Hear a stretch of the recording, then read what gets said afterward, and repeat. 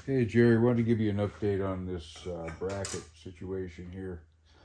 I made a bracket out of 3/4 inch EMT, just like this. This piece is for the other one, um, and it worked out really good. We're 100%. Get that up. Should be a perfect match, close to it. I've indexed all of the holes and chamfered them. This is a 20 gauge and this is a 24 gauge. So this is really light stuff.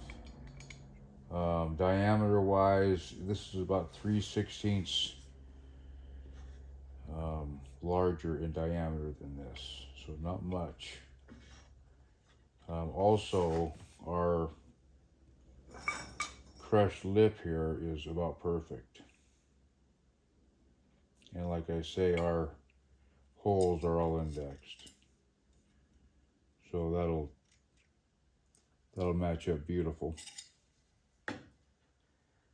So I'm gonna go pick up some metal tomorrow morning, and depending upon when I get back, I'll get this other one done for you. But I just wanted to show you this because I think it's a better solution than what I come up with the first time. So